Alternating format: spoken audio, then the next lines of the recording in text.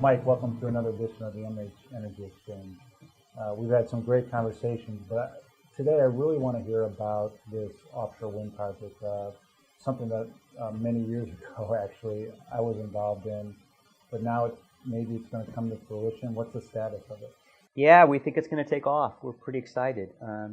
The project was awarded $50 million from the Department of Energy, thanks in large part to kind of the county and the city and AMP, Ohio, which is a municipal power aggregator, agreeing to be off-takers for the energy.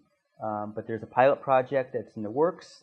6 wind turbines, will be about 9 miles off the shore of Lake Erie, producing about 21 megawatts worth of power.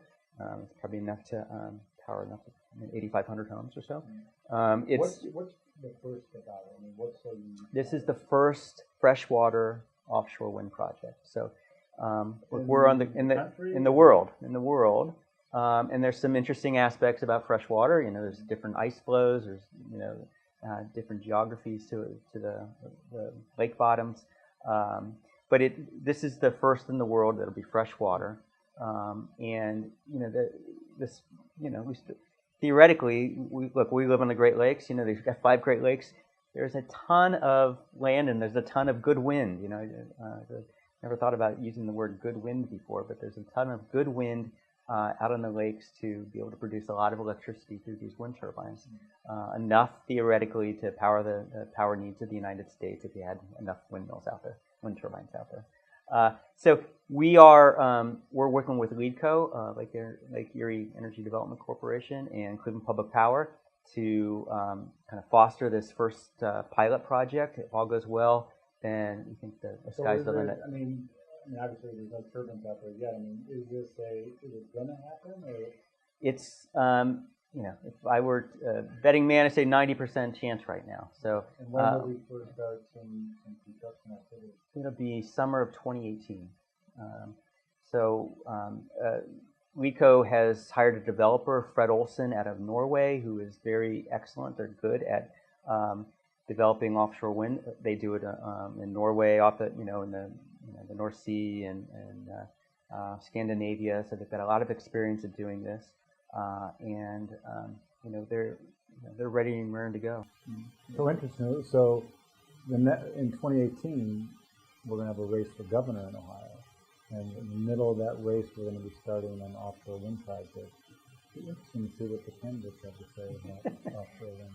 That's right. Maybe it'll force the state to put some more resources into it. But the idea is hopefully that after the first kind of 6 are up, that there's kind of a practice at this and modeling, and that the costs become very kind of reasonable and rational, and kind of makes sense for the long term without the need for Department of Energy.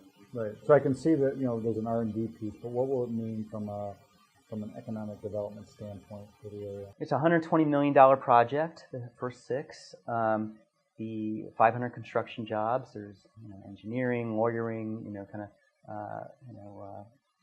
Boats have to go out and ship things out to where the sites are at.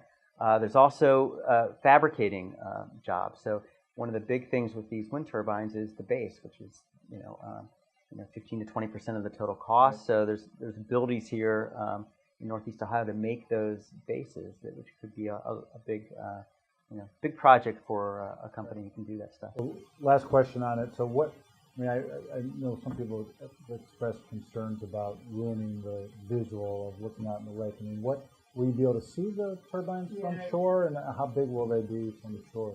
9 miles out, so you'll see, a little pinprick with a couple, things sticking out of it, basically. Okay, so nothing too obtrusive. Though. No, and bird and bat studies have been done, and kind of seeing where the flight patterns are. It's not going to interrupt natural habitats of animals, birds or bats or fish.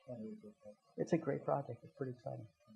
Well, that's all the time we have today, but thank you for participating in the MH Energy Exchange. Yeah, thank you, Mike. I appreciate it. Thanks from Donald Hopkins for doing all the work you're doing. Thank you.